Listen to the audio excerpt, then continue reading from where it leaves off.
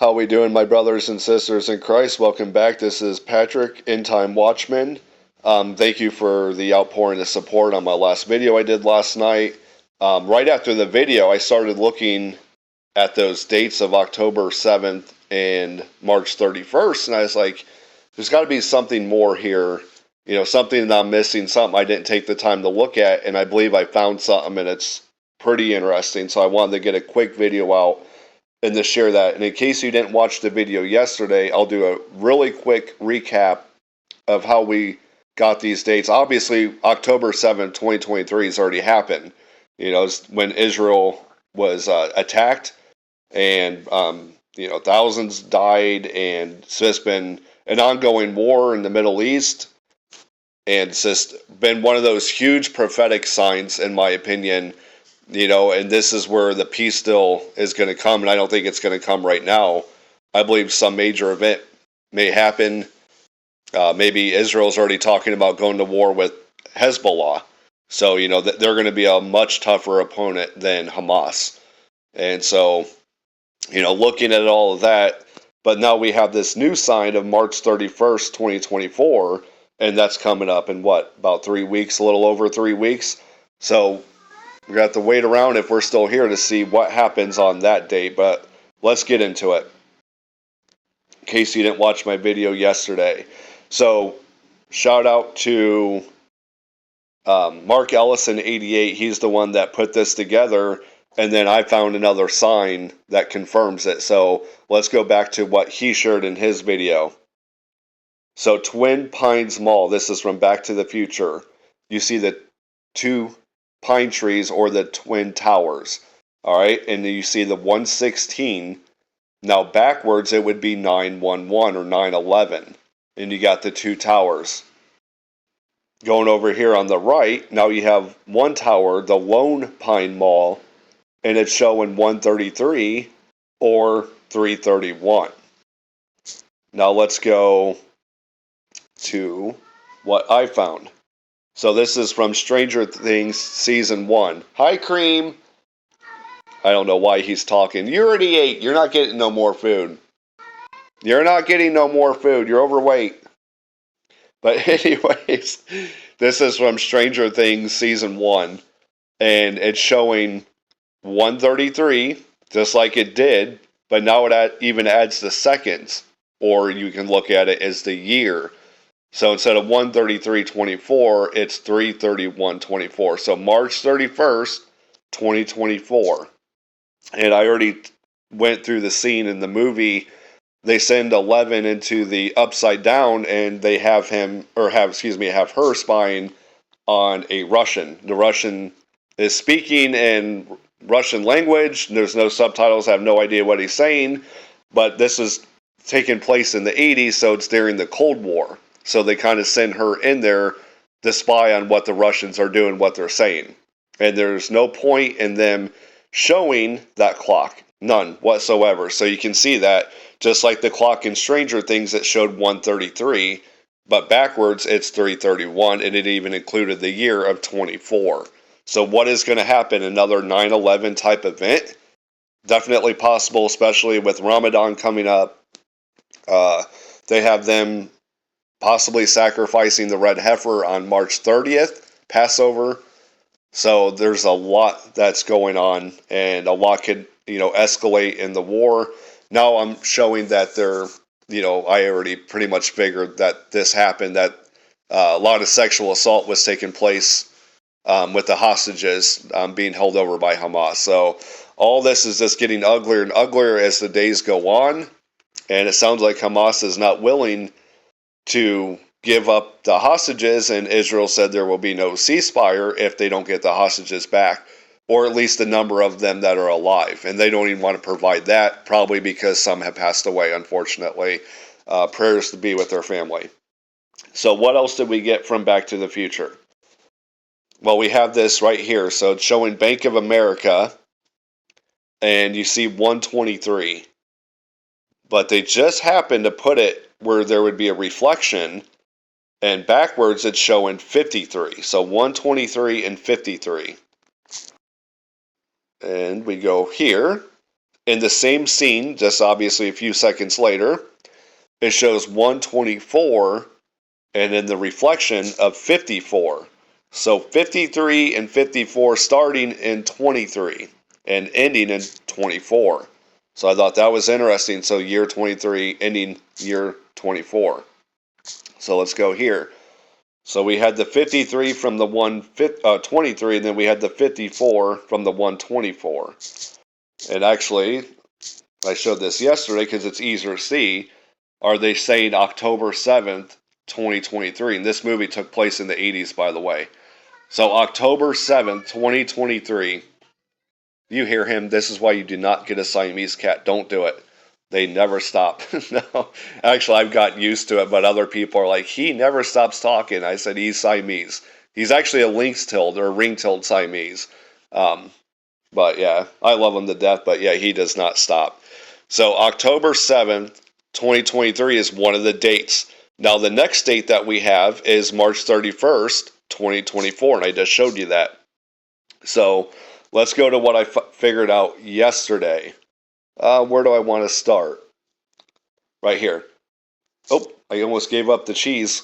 Here we go. So October 14th, all right, we had the Ring of Fire eclipse. And then coming up in April 8th, 2024, do you see how it started in 23 and it's coming to 2024? Just like my other sign, the October 7th is in 2023, and then March 31st is in 24. So I want to keep that in mind as I show you this. So October 14th, the Ring of Fire eclipse. Then you have the total solar eclipse coming up on April 8th, 2024. The days in between are 177. That's normal. That's what they call an eclipse season, is usually about 177 days. Now, what is interesting is this has nothing to do with the eclipse.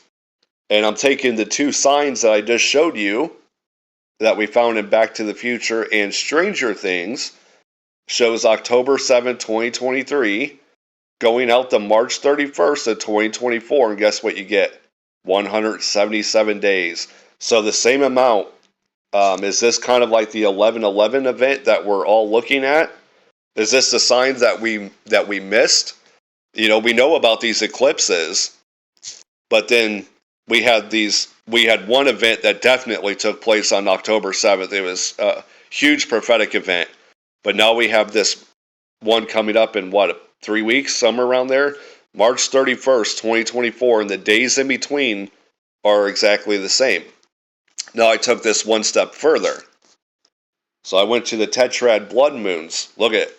They all fall Passover, Sukkot, and then the next year Passover and Sukkot, or tabernacles, however you want to look at it. All right, so that's God puts these blood moons on these two feast days of Passover and Sukkot, or tabernacles. Well, what was interesting is on October 7th was the last great 8th day of tabernacles, and then March 31st, that is Passover. It's the evening of March 30th, but it's the evening of, it would be March 31st. So we have these signs that were given to us, not with any moon, connecting them, but they fall on tabernacles and Passover, just like the blood moons, the tetrad blood moons. So this is definitely a huge sign. And I showed this yesterday that in 2017, when all these signs started, with the eclipse, with the Revelation 12 sign, you had the 2017 eclipse matching the eclipse that happened in 1406 BC when Israel first came into the Promised Land after they crossed the Jordan, was 577. Now, what I thought was interesting is, okay, so 577, so 777, and looking at the history of Israel, I wonder how I'm going to be able to do this. I might not be able to do this. Actually, if I go to my Discord, I can. Sorry, guys. I should have had this already up and done. Now I will just show you this. That they partitioned the land, the UN did. Oh, I got to go all the way down. Sorry. There we go. What's it doing? There we go. So, they partitioned the land in 1947. Now, obviously, Israel didn't become a state until 1948, but without them giving up, dividing the land between the Arabs and the Jewish people in 1947, I believe it was UN Resolution 181 that accomplished that, then the state of Israel would not have happened. So 1947 is a huge year. Now, what happened next? In 1967, in the Six-Day War, they reunited Jerusalem. They took over Jerusalem. So now that is a huge prophetic. Some say that the prophetic timeline don't start until they were in control of Jerusalem. So 1947, and then 20 years later during the Six-Day War, they take control of Jerusalem. Now our next prophetic signs all started in 2017. So now you can see, kind of illustrating the 7, 7, and 7, which 2017 in the Hebrew year, so keep that in mind, because I don't know if it's going to save that, was 777. Was that, obviously, those three signs pointing to 2017. So now we're coming up to the 7-year marker from 2017, culminating with this, what I believe is going to be a major event happening possibly on March 31st. And then 7 days later, I didn't even think about that. 7 days later, you have the total solar eclipse on April 8th, 2024. And if you go 7 days before March 31st, you have the lunar eclipse on March 24th, 25th. So you have 7 leading up to March 31st as a midpoint. And then 7 from that, you have the total solar eclipse on April 8th. So all this is very interesting, but what I wanted to show you also is, remember these 177, which is normal between two eclipses, but I got 177, the same amount of days from the two events that I just showed you from Stranger Things and Back to the Future. One has already happened. Now we're waiting on one on March 31st, 2024. So I was like, wait a minute, 177 and 77, so let's go there, 354. Now, why is that interesting? 354 days are in a lunar year, that's the 12-month synodic cycle of the moon, is 354 days. Obviously, we know the solar year is 365. So that's the calendar that the Gregorian goes off that, the 365.2422. But this keeping it at 365. What's interesting, minus the lunar year, is 11 days. So is 1111 pointing us to one lunar event going to, from 1 year, going to another lunar event the following year? So like say the one in 2023, culminating on April 8th, 2024. Is that what it's showing us? Possibly. So I thought that was interesting. I wanted to share that. I believe that was it. And I thought it was really neat that the tetrad blood moons point to Passover and Sukkot. And the days that we're getting from these two movies is Tabernacles and Passover. So really neat. Thank you for the outpouring of support on my last video. Thank you for the prayers for Sue Gibson.